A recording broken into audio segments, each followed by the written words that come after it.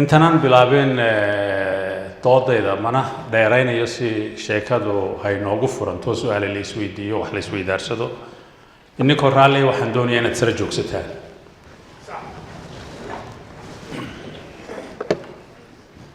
waa la ila heesaya maanta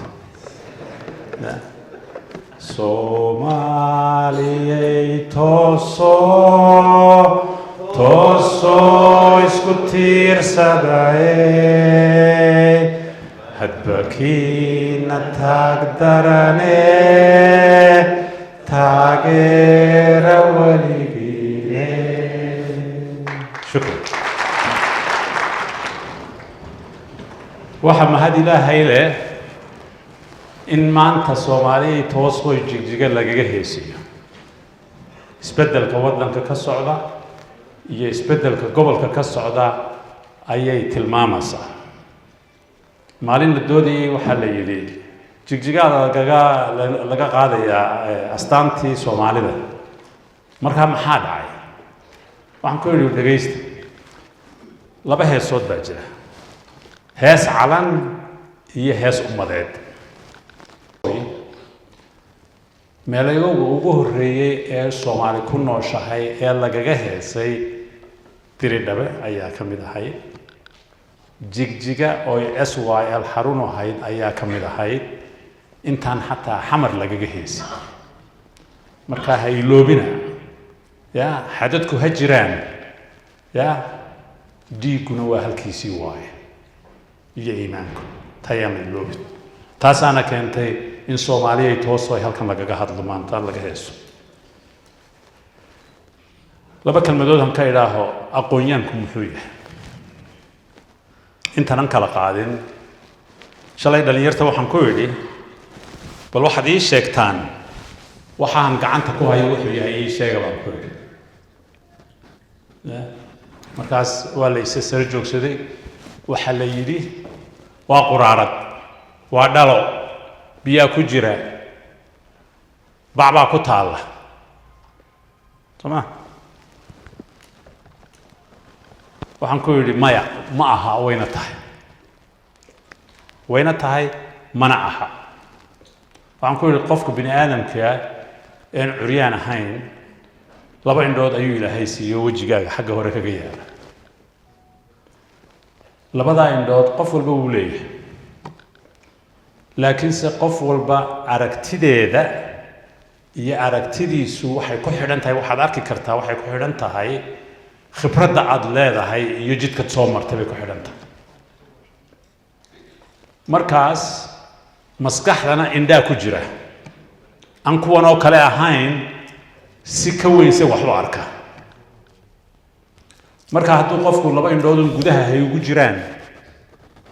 kuwanuna hadday gudaha ku jiraan wax badan ma arkaso mana arkayo laakiinse hadduu wax soo jarribay wax badan soo sameeyey waxaas ayaa indho badan gudihiisa ka dhex abuuraya tilmaamahan insiyo waanan faanayaa maanta soo jigjiga ma joogo allah u naxariistay abtigay xoogsan maxamed cabdilaahi xoogsan halkan business buu ku lahaa halkan buuna shaqada ka bilaabay intuuna Dirdhabe u gowray markan la sheekaysan jiray intuna xijaaban Allah yarxamee ayaa maalin baanu hirnaanu tagnay markaa wuxuu iiga sheekaynayaa sida adduunka kale businesska bunka iyo waxa kale uu la dhaqmo 10 sannadood dabadeed maalintan sheekadaa marnay een casharro badan akhriyey waxaan arkay casharradii badnaan akhriyay isagoon iskuul gelin khibraddiisii inay siisay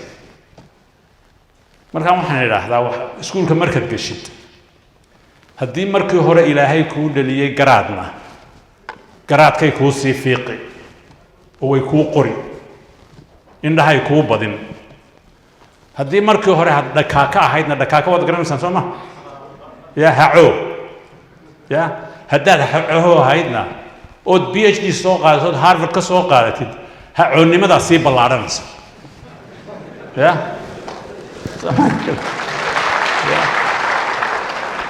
markaa horta garaadka yaan loo daymo la'aan ya waxaan uga dan leeyahay waxa weeye markaa quraaradahan sheegayay dowladnimada waxaynu haysano Soomaaliya oo dhan iyo dad badan oo Afrikaaniba iyo waxay tahay waa kala laba weeyaan dowladda waxa loo haystaa waa qoraaradii lacag bay haysiisa lacagta ama jagada haysiiso waay maxaa aniga la iga siiyay maxaan ka dheefay maxaan ka helay bal ka fikir gabadh yar oo imika dhalatay ama wiil yar oo imika dhashay meeshana gabdho badan kuma arki miyaad u diidan gabdhihii wax garanayeen inay tirahdeen ka baxa meesha miya waa ceeb waay waa qof laba gacmood leh oo yidhi mid xagga damban ku xidhaya ta kalena adduunkan kula dagaalamaya qofka ka soo horjeedana labadiisii gacmood ba hay shaqaynayaan Soomaaliya department-ka madaxda ka ahaan jiray gabadh baa ka madax jaamacadayda gabadh baa ka madax waxana jaamacaddu gabadha u dooratay waxa weeyaan raggii oo dhan bay tacliintii ka badisay buugaa ka badan macallimiinta oo dhan bay qortay ikhtirac fara badan bay samaysay yaa adduunka haddaan la dagaalamano gabdhaheenna yaan loo daymo la'aan inay wax bartaan oy madax noqdaan iyakana waxaa laga filayaa usluubtii iyo adabtii madax lahaan jirtay ama nin ahaa ama naag ahaawde inay lahaadaan laakiinse odayga iyo hooyada gabadhooda ka eexanaya dadnimada Soomaalinimada ka eexanayaan waay yaan loo daymo la'aan marka kal dambe markaan soo noqdo waxaan rabaa in hoolkan nus gabdha yihiin wax bartay waxbarashadu kuma diidayso inaad edeb iyo usluub lahaatid imise ninoo wax barto aan edeb iyo usluub lahayn baa jira kuwa maxaa loo soo fadhiisinaya meesha kuwa in laga saaro meesha waaye soo ma islaamnimadu waxay ku ogoshahay inaad waxna barato nabigu calayhi salaatu wasalaam wuxuu yidhi utlubu alcilma walow kaana bisiin cilmiga raadsada waagaa China fogeyd ma ogtay haddii China la tagayna taga buu yidhi waxaan leeyahay haddii xidigaha la fuulayana fuula waayo maanta cilmiga sayniska lagu leeyahay waxa weeye faham in la fahmo sidii ilaahay adduunyada u sameeyey ee wax ka bax diinta ma aha marka ayaan loo daymo la'aan gabdhaheenna marka waxaan uga dan leeyahay waxa weeyaan dowladnimadu maxaa la iga siiyey reer hebel maxay ku leeyihiin anigu maxaan ka ahay ayaa dowladnimada loo haystaa maanta waxaan inaga sheekaynayaa waddan Afrikaan ah oo ka duwan sidaasi oo adduunyada markaa la tartamay maalintay gobonimada qaateen 1966kiina aan waxba haynin nin qura ayaa jiray waaga waddankaas waddanka Koonfur Afrika ku yaala Botswana ayaa la yiraahdaa nin qura ayaa wax jaamacad ka soo baxay waddankoo dhan jiray Ingiriiska haysan jiray maantana jaamacadoodu jaamacadaha Mareykanka ay la tartantaa jid muu jiri jirina 5 kilomitir ka yar ayaa magaalada ku yaala maantana taabiyad kasta jid laami ayaa tagto iyo ku dhiseen oo ina u dhisin China u dhisay waxay u direen dibadda wax ka badan 40,000 oo arday ayay dibadda u direen 40,000 930,990 ayaa waddanka ku soo noqdo ka shaqeeya samaad garan maanta waddankan Ethiopia hal bil qura 1 month uma adkaysan karo inuu waxba soo saarin Botswana 18 bilood hadday fadhiistaan oo waxba soo saarin waxay wax ku soo gataan ayaa raasamaal u ah bal hadda ka fikir waa waddan Afrikaan oo sideenan madmadow inagu waxaan isku haysanaa manihin madow wax kala aan nahay markaas aan saaxiibnahay magaciisa maanta sheegi maayo ayaa yidhi magacaas ha la yidhaahdaa waxaan ku yidhi war carabtu madmadooba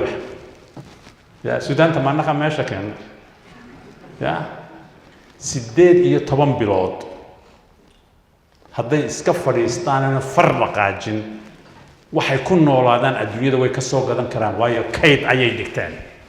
halkay ka qaadan lahaayeen kii madaxweyniba waxaan qaatay guri buu dhistay gaari buu iibsaday carruurtiisii baa calooshu weynaatay isagii baa ay dhago hufideen balaayay nagu dhacday baan ku idhaahdaa 18 bilood lacagta u taalla waxa weeyaan 12 bilyan b not million ma 12 bilyan ayaa kayd u yaala oo adduunyada intay ku sameeyeen maalgashi waxay soo qaataan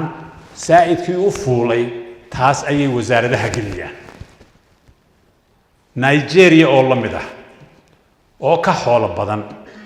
Congo oo Afrika ugu qanisan ya shilin ma haystaan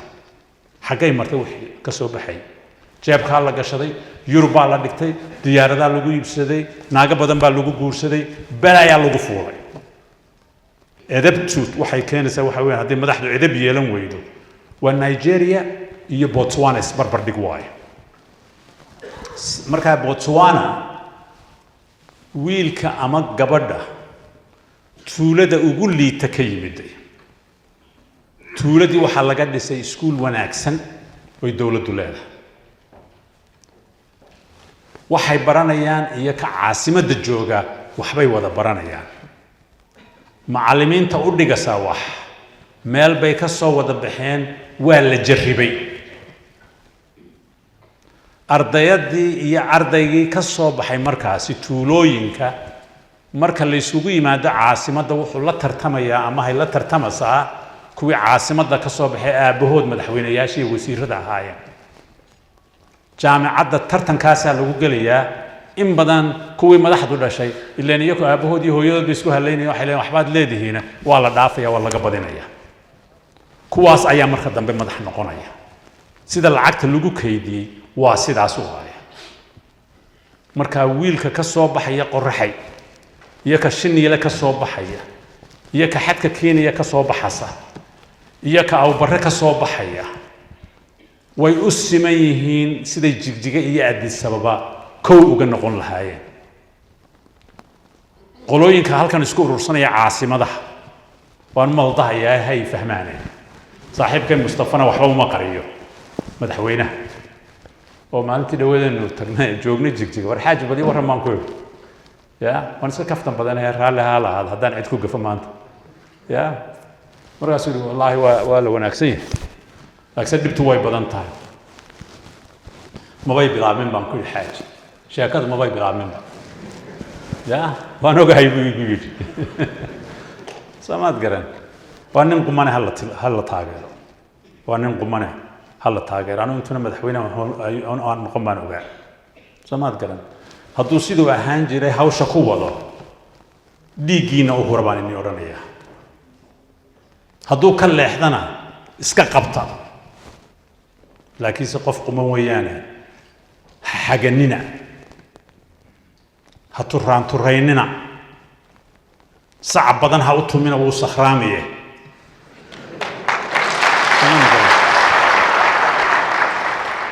runta u sheega ha ka nixina mar runta inii sheegana Botswana markaa ku soo noqonaya fariin baana Mustafa iyo asxaabtiisa wasiirkiina wanaagsanaa sheekh ahay dhammaantood ugu jirta halkaas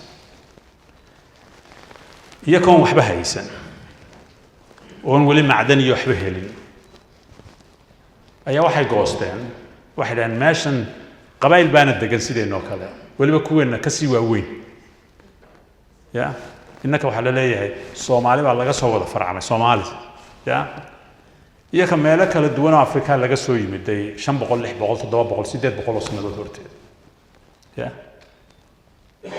laakiinse ninkii madaxda u noqday markaas Sared Sakhama oo dabeedna noqonaya madaxweynihii ugu horreeyay wadanka wuxuu isugu yeeray wixii wax barantay iyo wixii wasiirra dawladda soo galay baarlamaan yar bay lahaayeen kooban wadan dhan oo baarlamaankiisu yahay 340 qof bal ka warram gobolka waa imsa baarlamaankiisa ku jira 230 waa la dabar xilsanaya markaa وحوين رير هبلنا هلا سير رير هبلنا هلا سير رير هبلنا هلا سير يا عرورته واجن وحان جرني هيا يسولهن كجرني هيا بوق بالحضية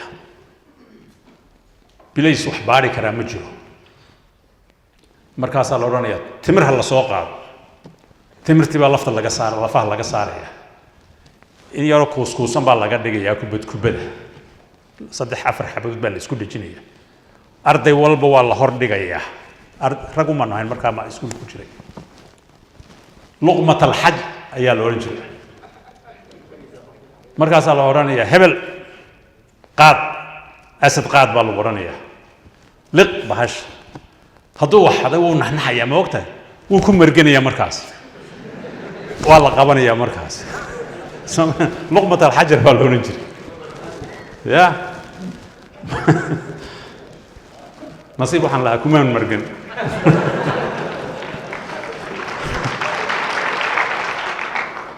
marka waxaan uga dalnaa dadkii buu iskugu yeelay 200 iyo jarjar baad leedahay waa gobol baad tihiin waxaan ka hadlanaa wadan dhan oo Itoobiya leeg 340 qof macnaheedu waxa weeye markaasi lacagta wadanka yar ee markaa saboolka ahaayeen 18 bilood haysan inayna lacagta inteeda badan mushahaaro dawladeed iyo wasiirka ku bixinaya loogu talagalay ee iskuul la geliyo ee biyo la geliyo ee cusbitaal la geliyo ya xalay waxaan musaxanay madaxtooyada musaxanay door bay ahaan jirto marka webiga halkan toga laga talaabo webiga doofaar baa ku noolaan jiray shalay doofaarkina waan arki waayay war xaqo doofaarka tagamaano waa laga soo dul degay baa la yiri yaa ka soo dul degay inninka garanaya saamaynka يا قفك الدولة ده مدحضة كي سريت سخامة مودسن بالاس قصر مودسن تدك برلمان كوجر مقالة آد وغير جيجاهد مركز طبعا كنا قفنا كمين والله كوي برلمان كجوري يريرو قل الساحدة جيكو يمسقول اون ميلا فريستة لهنا يا لودس وكوي برلمان كواي دولة السرع ما هتا قبلك سيهانو خرجكو هلكا اوغلين خرجكو تولا كستا بيو لوغو سميو اسكول لوغو سميو جد لوغو سميو سمعني كران انكم دا waxa tirahdeen 200 iyo jarjar de marka dawlad gooniyaati reer Soomaali regional dawlad gooniyaati taasina ma taabaqaad si aan ay sheegay maanta ya dameerka iyo farasku markay iskuursadaan maxaa ka dhashay بقال سما بقال هداي بقال فوشة محاكا يمادا وحبا كما يمادان سما بقال باب دالا ساني وقال هدا دي بقى سوى نقوم ويدا وارهم واي الدولة دي كفونا عيال لغو نقضي والله قوصانا يا والله قوصانا يا والله قوصانا يا مركن مدحوينها وحقا وريستي محاكا وقود بلا ما نكويل هبين في دويتو وحي يقولون دا ياسبرا دا خيمي دا ياسبرا سوما تراهدان diaspora ka yimid oo mid walba qandaraas gooni u rabo ayaa nafta ay keenay buu yiri midna ba hasiin baan ku yiri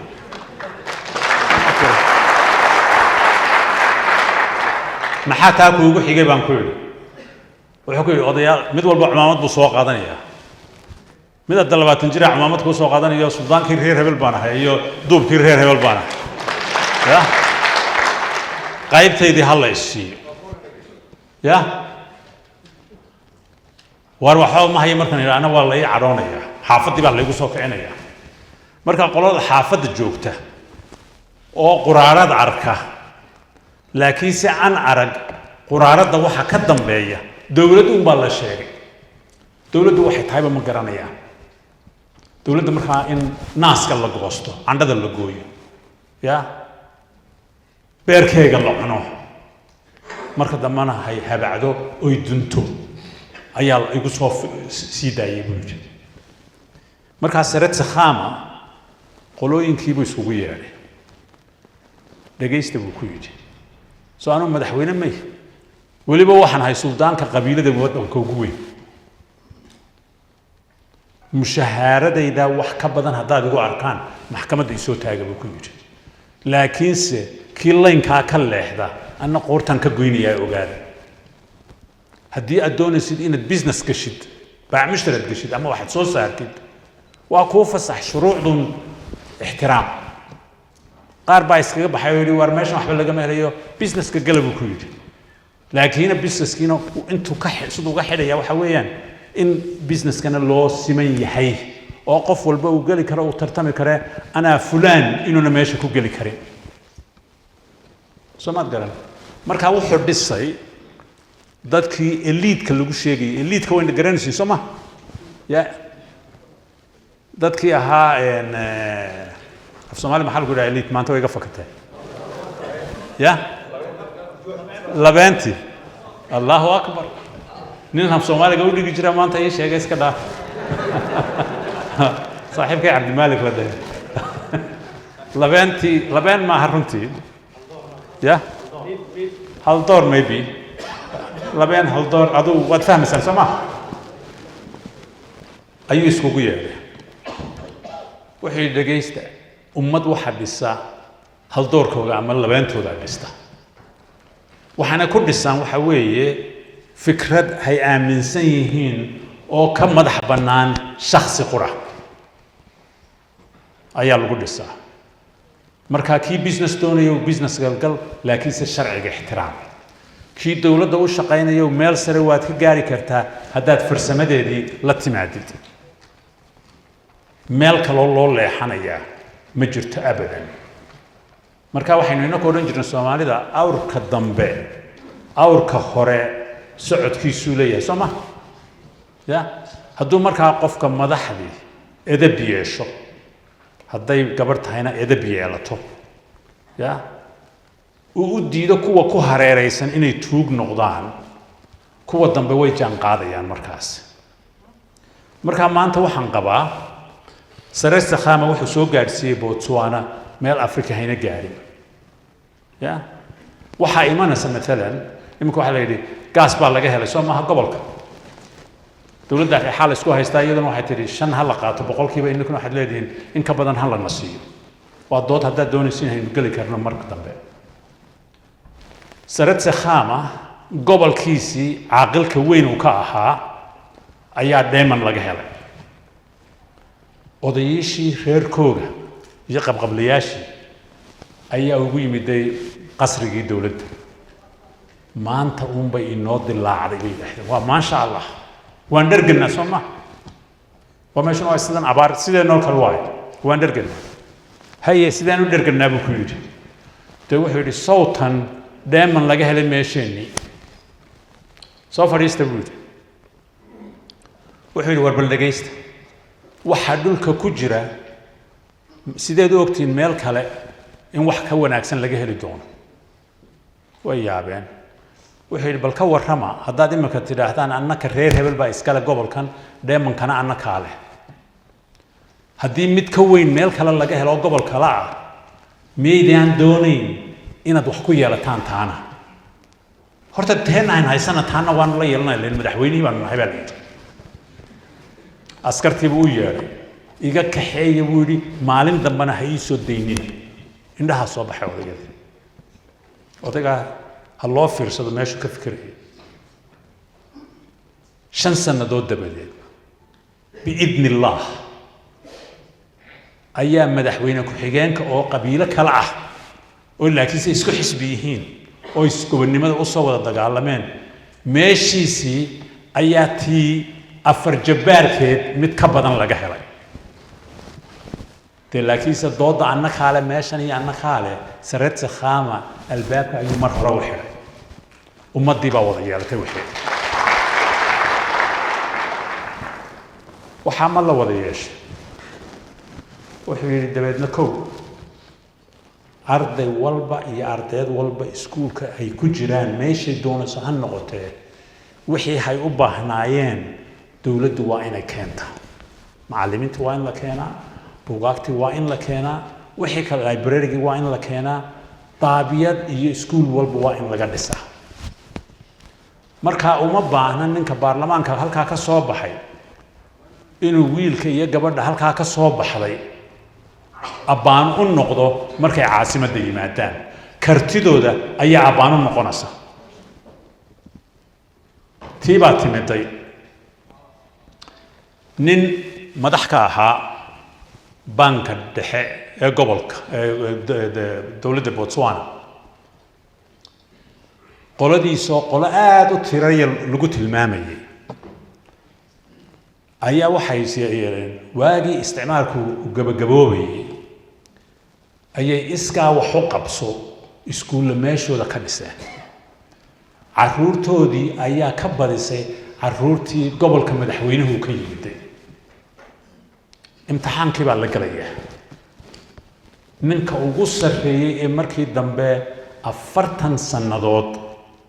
director general ka ahaa wasaaradda maaliyadda iyo qorsheynta iyo bangiga dhexe jeeska yar ayuu ka yimiday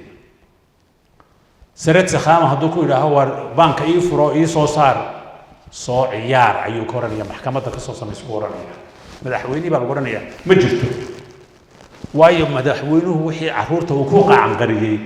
ayaa la meel marinaya marka waxaan uga dan lahay waxa weeye walaalayaal Soomaali haddii la yahay ama jamhuuriyaddii ha lagu noolaado ama Djibouti ha lagu noolaado ama Kenya ha lagu noolaado ama gobolkan ha lagu noolaado ya dad tiro yar ayaa nahay ayaa tihiinimo oranay ayaa nahay samaad garan Afrika kontonkii 1950kii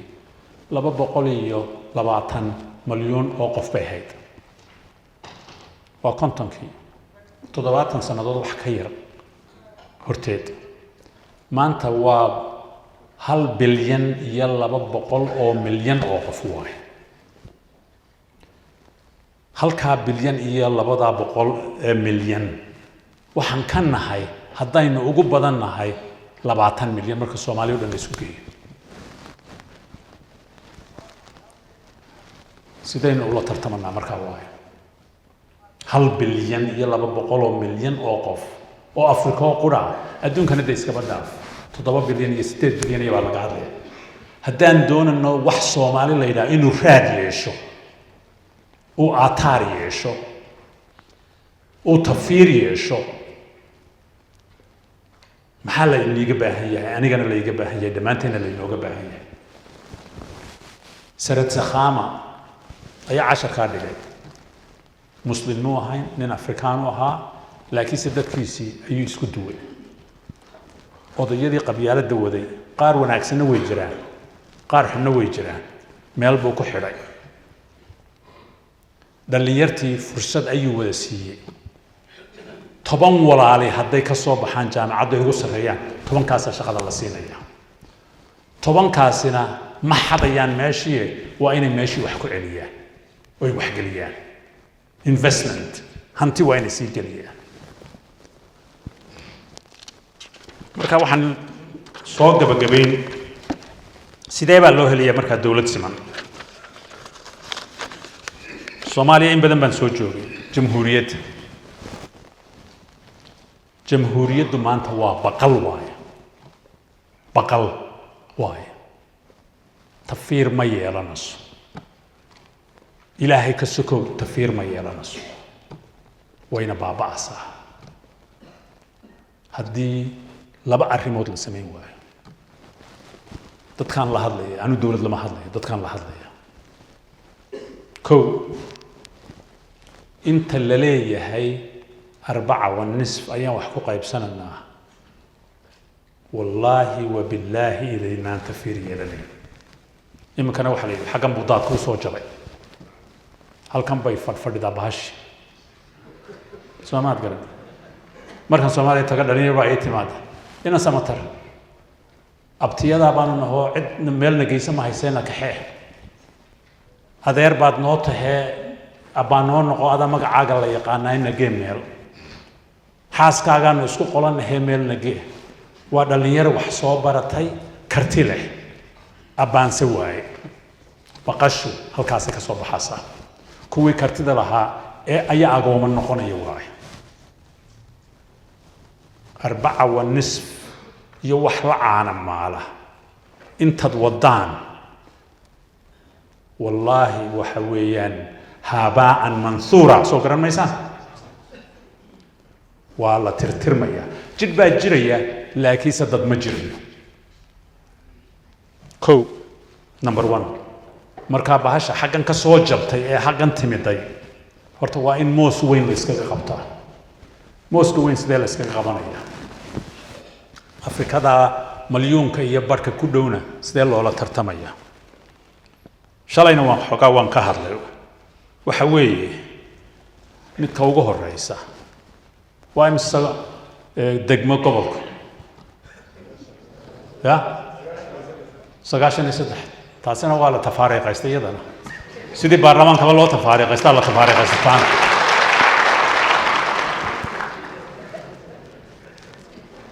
sagaashan iyo saddex soo maaha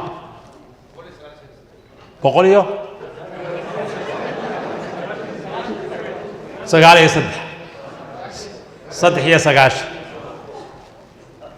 halkan ma walaweyntii baa soo gaadhay annagu haddaan nahay reer waqooyi waxaan idhahnaa 93 halkan waxaa laiga sheegaya 93 markaa dindinkaa soo socda iska dhaaf 4.5 baa soo gudbaya 93 degmo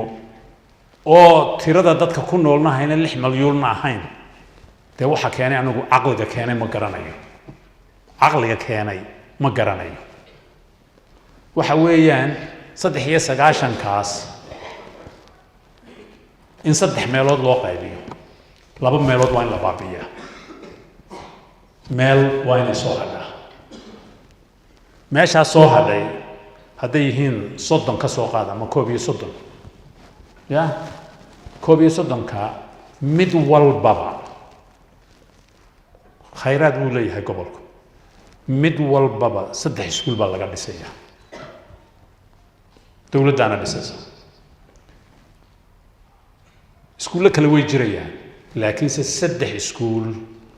oo loo dhammaystirayo macallimiinta ugu sarreysa waddanka buug allaaliya buugay u baahan yihiin computer allaala computer u baahan yihiin library-ga iyo laboratory-ga u baahan yihiin loo dhammaystirayo waagana carruurta inaynu soomaaliya iskuulka gelanay markaad uulada klaaska koobaad gelaysid wax kale de ma taqaanidoo 5 jir 6 jir 7 jir baa tahay jiscama ma dhammaysaa la noolan jiray taasuu imtixaanku ah waxaa imanaya ninkii imtixaanada qaadiyay si uulada loo qoro kitaabkuu kuu kala furayaa jiscama ama iqruu kuu saari ama camuu kuu saari farta kuu saari oo akhri ku odhan kuwa akhriyi kari waaya sanadkan ma tihiina galab ayaa la odhanaya ka baxay iskuulka kuwii dhaafina iskuulkay gelaya carruurtaasi imtixaan baa laga qaadaya gobolkaasoo dhan degmadaasoo dhan ama aabihii ha noqdo suldaan ha noqdo ama mustafa ha noqdo madaxweyne ha noqdo tartanka soo gal baa la odhanaya madaxweynaha iyo qolooyinka dowladdana looma ogolaan doono carruurtooda inay iskuulla gaara gaadhsiiyaan maya dadka kale waa inay la noolaadaan iskuulladaasi ayaa carruurta ilaahay ugu roonaaday ayaa sanad walba uulada soo gelaya waxay ka soo baxayaan ilaa uulada ilaa ka 12aad bay ka soo baxayaan waxa iman doonta markaasi in carruurta 30 iskuul ka soo baxay gobolka waxay yeelan doonaan dhaqan isku mid ah maaha reer isku mid ah maaha dhaqan isku mid ah ayay yeelanayaan iyaka tartan xalaala ayaa ka dhaxaynaya himilo ayay yeelanayaan Ethiopia boqolkeega milyanna sanka ayay ka geli doonaan kani waa maxay waa Soomaali waa laga baqan doonaa bud ma sitaan rasaas ma sitaan qalin iyo maskax bay sitaan jigjigay ka soo baxayaan qorraxay bay ka soo baxayaan shiniilay ka soo baxayaan awbaray ka soo baxayaan togojaalay ka soo baxayaan meeshii doonaysa ka soo baxayaan 3 iskuul waa la sameeyo manhajka iyo curriculum loo dhigayaana 3 buu qaybsamayaa ya diin iyo dhaqan aan qabyaalad lahayn dhowr luqadood oo uulada lagu bilaabayo af Soomaaliga uu ku jiro Ingiriis af Carabi iyo wixii kale soo raaca si adduunyada ay ula tartamaan ya xisaab iyo science intaas loo dhigayaa waa inay Ethiopia hor fadhiistaan markaas waxaan garanayaa waagan caruurta inuu Axmed Dirbe saraawiisha nooga soo gadi jiray ya hadda tidaahayd Soomaali afka lagu qaban jiray ma sheegan kari jiray Oromo haddii la yidhaahdo afkaad qabsan jirto lama sheego Ahmar Allahu Akbar baa la oran jiray Soomaaliga ya hadda kadib markii caruurtaasi iskuulada ka soo baxaan Soomaali miya waa in la anfariiraa taasaan rabnaa caruurtaasina waa la naasnuujiyey tacliin baa lagu naasnuujiyey gobol kasta degmo kasta way ka soo baxayaan hadhow iyaka ayaa noqonaya eliidkii Saretsa Khama uu sameeyey iyaka noqonaya ma garan doonaan qabyaalad waayo uma baahan doonaan ilaahay baa karti siiyey dawladda iyo deegaankuna way taageereen si maskaxdii ilaahay siiyey hay u waafajiyaan mustaqbalkooda markaas iyada halkaas laga soo bilaabay waayo caruurta maanta iskuulka kuwa maanta dhashay 22 sanadood daba jaamacadaha ka soo baxaya 22 sanadoodna muddo fog ma أنا أبغى هالكن كسي مغنى عشان يتوان سنة ضدنا ملاينيا لا بكون يصدق حدي بجيجي يقدم بيس متدير ما سو ما تقدر دو إلهي عمري إنه ده هذا كلام ساس الله صباح يا كرتي يهفنان أي صباح حسن لبا دولتنا وأنا كود هذا دون هذه لهي كايد إدمتن وحوي من للسناوي وحي اسكو داي arrimo fara badan waxyaabaha uu ku caan baxay waxa kamid ahaa inuu yiri waxaan abuuranaa waxa af Ingiriiska lagu yiraahdo developmental state ayaan abuuranaa developmental state waxa weeyaan dawladaha dhaqaalahoogii horumariyay oo mesela Korea ay kamid tahay Koonfureed oo Malaysia kamid tahay oo kamid tahay sort of Singapore kamid tahay iyo wixii la caanamaala dawladda ayaa intay khubaro isku keento abaarasa jidka loo mariyo horumarka noociisa uu yahay iyo sida loo maamulayo wuu dadaalay Meles waxyaabo badan uu qabto jidadka ka mid ah jidkani muu jiri jirin kolka harar la soo dhaaf adari la soo dhaaf ayaa siigada soo galas qofka Soomaalidu waxa tiraahdaa gaalka dil gartiisana si أنا واحد لها محاد الدلة سهدونا ديك كدلة وإلهي بنفتنا بورتي سوما يا مركب واحد لها هدو قر لي هنا قرتي سسي هدونا قر لها هنا قر حسين لكن سهدلين دي حلو دليا حيوان كابن الدلين سوما عرورتي إذا قلت لها دان قرآن جوكس وس محاد جوكست نف بيليه إلهي بقى بوري إنك أنا واحد الدنيا اللي نوجد دي بوحوين إن وحنا في أمانة اللي نوجد دي وترستيز We are trustees here. So ما تقول. مركا جدد هو أبوري ورشدي يسكتي وحيابي يسكتي. دولة عين كاسي لبس يابود بي حلال ونقوم كرتا. حلال وحنوجد جدا وحن للأف نريس كلو لها legitimate. والدولة تتكيجو أقوليه. يا. إنه خاصة بكوكان تو أقول عشان يكرباش تدك. يا. وجيل أوجادين لوجو كورو. وماني والبصيرة كم هذا الشيء كان قبض كوريدا. حين يسيبه ناسها كجوية عذابه. يا واتخصبي لكن سمرك تكسي جيستي. أيال ورندنا. بدأ كودا كم أقول واي. مد كلنا وحويان مد هاد أبورس ما هالدولة وحول ما سمين كرتو. أي أبورسو وحيدت كل نلول هي كسمة إنسان كري لهاي ملص يدولة دي سي كرباش بيكانه سما تقرأ وده جيلو قاعدين بابدو بحسن سما يوحي العالم مركز دولة دادت كيجو وقوليه إيه هو المركز كينس سيد الله دي سكرا qolooyinka dowladdan u sheegaya u shaqeeyay iyo madaxdana waan u sheegaya shaqo kasta oo dowladda la soo galayo waa in tartan lagu galaa waaye soomaad garan anigu maanta halkan maan joogeen dadkii dowladda Soomaaliyeed ahayd haddayna waagaa fursadaan la siin waxaa la lahaa waar nin reer gabilayoo daabiyad yar ka yimidoo suldaan weyne muu dhalinoo dee waan jaadka intan cunun bay ku iga daadan lahayn sida qaar badan ay uga daateen laakiinse fursad bayna siiyeen waagaasi tartama ka soo baxa ya qaar Kismaayo ka yimid ayaa guuleystay qaar Saylac ka yimid ayaa guuleystay qaar Hargeysa ka yimid iyo wax u dhaxeeyay ayaa guuleystay soomaad garan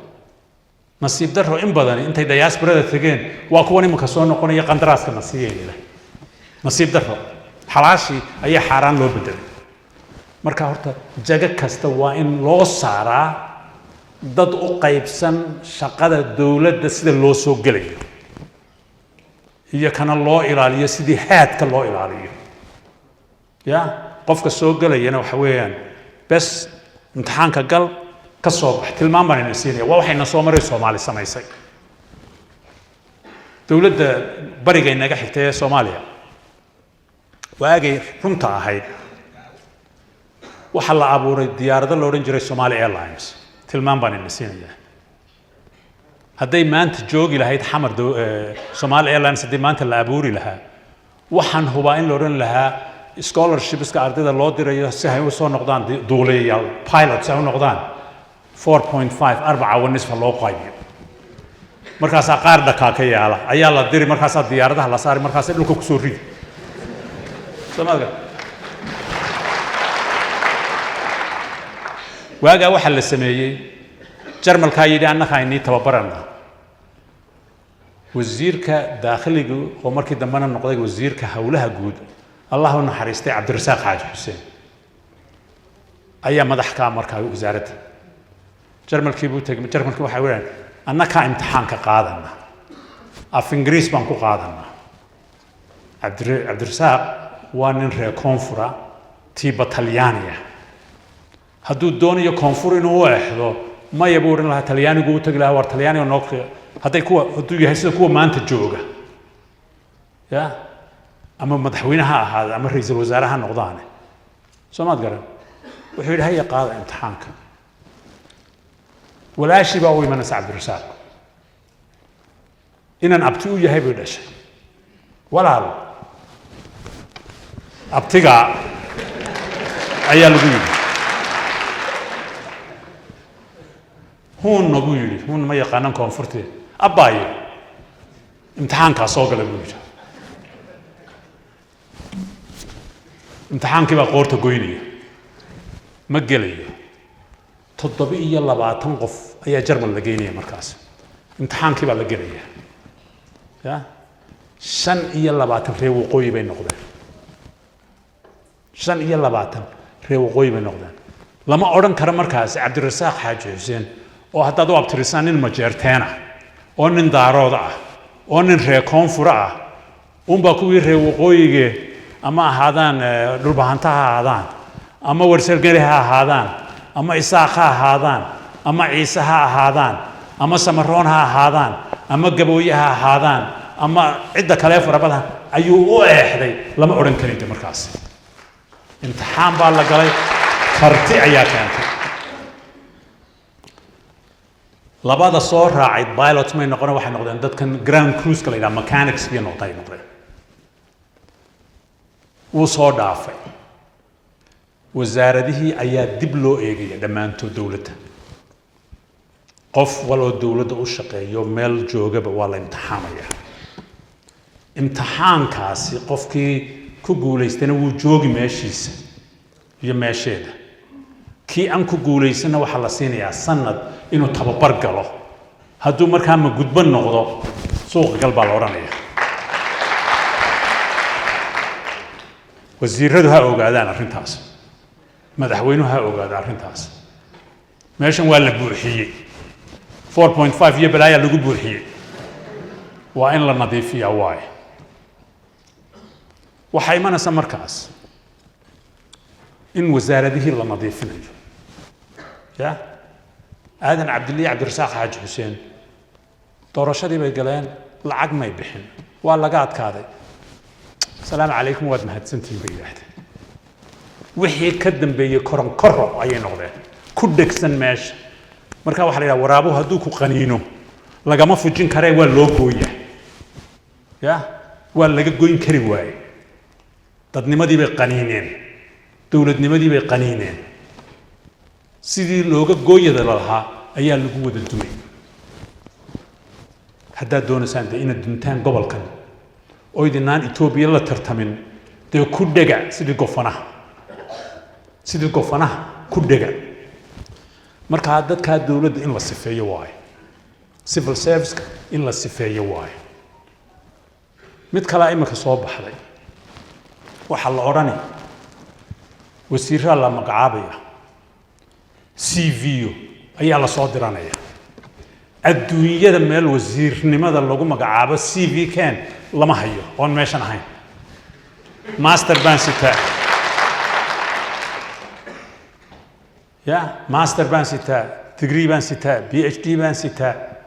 maxaad soo qabatay weeyaan soo maad garan kartida kale ee waxaan had ku qabatay na tusorta imikana de CV-yada internet-kaaba xariif ka dhigo waa la wada samaysan waxa la doonayaa lagu soo qori marka taa shahaado qurux badan oo beena lagu keen meel haynu ku eegna kuwaasaynu iskaga ogaana inay run yihiinna ma jirto markaas sida loo xulayo waa in la eegaa qofka waxaan la yidhaahaa raadkiisii ama track recordkeedii waa in la helaa guddi markaa waa in la sameeyaa gobolka ya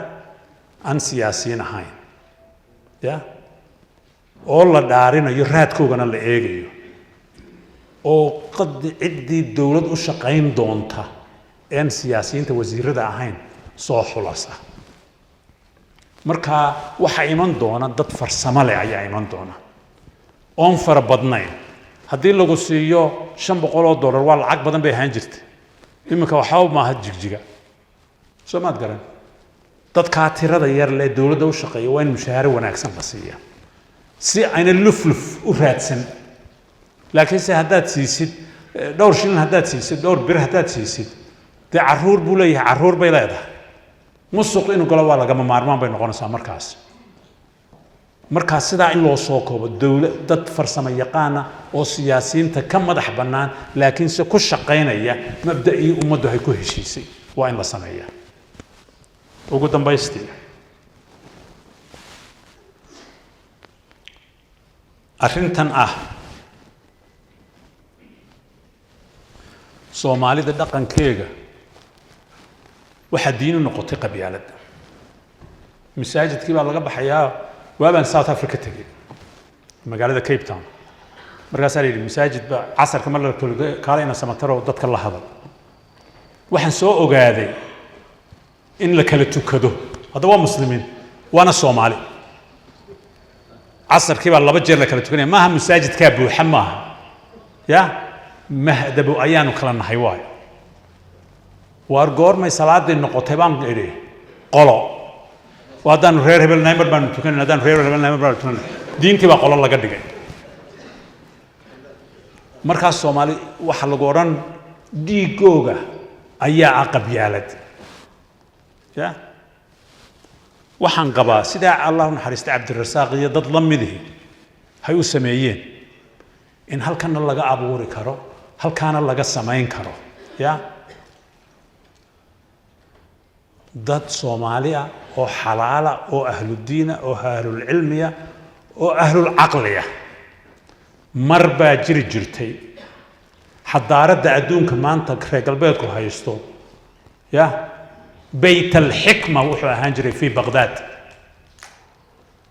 reer galbeedkana soo noqod koogan rogaal celintoodu bayt al-hikma ayuu ka bilaabmay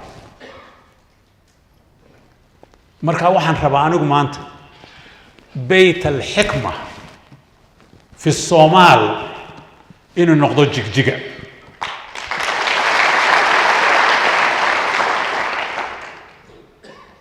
mustafiya dawladiisa iyo kuwa baarlamaanka ku jira wax weyn horta baarlamaanku waa inuu go'aan gaadhaa halkay 200 iyo jarjar yihiin in laga dhigo 70 la kaydiyo mushaaradaas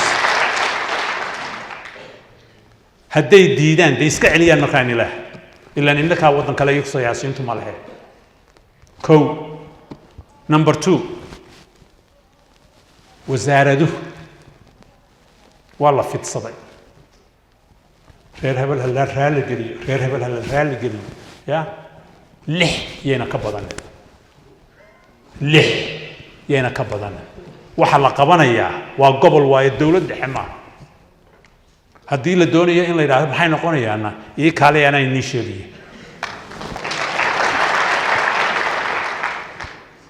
samayn garan askariga cadceeda ku dhintay caruurtiisa waa inuu masruuf siin karaa ninka karaaniga ama gabadha karaanidi reerkayga waa inay masruufi kartaa waa la yaraynayaa kartidoodana waa la badinayaa halkay dhowr saacadood ka shaqeeyaan waa inay 10 saacadood shaqeyn karaan biyaheegii saadkiisii waa inuu haystaa waaye halku 10 qof ka shaqeyn lahaayeen 3 qof baa ka shaqeynaya hantida ka soo hadha miisaaniyadda dawladdu ay leedahay markaas jidadka waa in la geliyo caafimaadka waa in la geliyo iskuulada waa in la geliyo soddonkii iskuulanka inii sheegay waa in la geliyo waaye waxa iman doona markaasi dad madaxa ama police ha noqdaan ama military ha noqdaan ama shaqaalaha kale civilka ha noqdaan ama dhakhaatiirta ha noqdaan ama macallimiinta ha noqdaan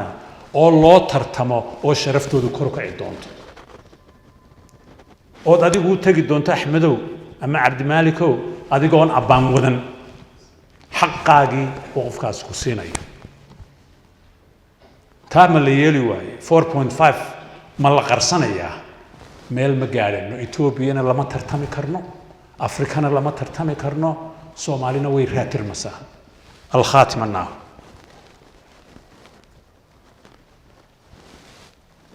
oday reer gabilaya oo gabayaaya ayaa Soomaali tilmaamay laba siyaabood buu tilmaamay wuxuu tilmaamayaa gobonnimada sidii loogu soo dagaalamay iyo geesinimadii sayidku dagaalkiisii ugu horeeyay magaaladan ayuu ka dhacay intaanu ingiriiska la dagaalamay halkan baa lagu soo qolooyinkii buuraha nagaga soo duulay halkan bay ismaadeen xoolo badan oo ilaa 5,000 neef ayay soo qabsadeen halkan bay ku haysteen jigjigay ku haysteen ceelka dadkii magaalada iyo xaafadihii la soo boobay ayaa sayidka u fariin dirsaday naga soo gaad ayay yiraahdeen in Allah uu naxariistay macallin oo dhintay ayaa taariikhda qoro Saciid Samatar la yiraahdo Saciid Sheekh Samatar sayidku intuna berberiyo qolooyinka ingiriiska ku duulay halkan buu ku soo duulay intuu dad badan oo fardalaya soo urursaday waa lagu dhamaaday jigjiga gudaheega laakiin si xoolihii waa laga soo qaaday Abdullaahi Suldaan Timcad taasu tilmaamaya geesinimada caynkaasu tilmaamaya la lahaan jiray laakiin se markuu soo arkay wixii ka socda Hargeysa iyo Muqdisho meel walba ka socda xafiisadii ka socda ayuu gabaygan tiriyay wuxuuna ku soo gabagabeeyay doqonnimo kugu raagtay baan ciri dabiibayna dadkan la hadlayaan lahayn duxiya iibaane bal inay dafoof tahay oo aqliga dooni laga saaray wixii hore u daalamay dishay caruurteedii ayaa nahay markaas doqonnimo kugu raagtay waa cancerku ugu dambeystii uu ku dilo waa terminal wax la Soomaad garan Soomaali reejigjigow Soomaali regionay waxa ilaahayna tusay siraad al-mustaqim Sooma yakii kharaabka ahaa waa la isbarbar dhigay Abdullaahi Suldaan wuxuu yiri kii kharaabka ahaa ayaa la isku shubaya kuwii dawladda noqday gaari iyo gabdho badan oo ciryadaan iyo gurye iyo waxaasun bay raadinayaan buu yiri ya labada jid ayaa maanta bilow ah waxaan qabaa Mustafa anigu amaani maayo macallin arday ma amaano Mustafa waa ardaygayga waan ka daaweynahay iskuulka waan uga soo horeeyay in badanna waan isnaqaan مصطفى واقف واي قف تاريخ ذا قبل كان أنا أقول ما أعرف شو هدان شيء أنتي لقى سوري كوبي سجاشن كي يا أنتي كهري سبا قف صوماليا أو مدح نقضي وادور بلوت سما يا أو سدا أو هذا ما أعرف أنا هذا دون سان مركا هذا الكي إنه كذا بيجو كالسينما ده موجينا أسي وضو قف قرما هو تيم دم بصعدة وين التاجرة صدق النيمة ده هنسجع لكن السجنة هبين كده ويدا نشارك سنة وحنقول حاجة دقيش هذا جد كهات شيكتي كسعتنا وأنا كسور راعي هذا أتكلم حتنا هيقفلن وحنا أكسنين نكاشيك وأنا صرف لنا سمعت قرن مركا ولالك هدو وحنا أكسن كهادلو وفعل كيجي موجي وين لتاجره odayaasha waxaan ku leeyahay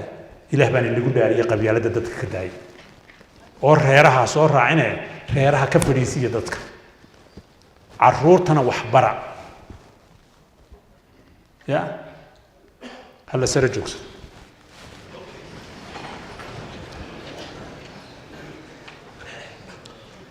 intii baan ku celinayna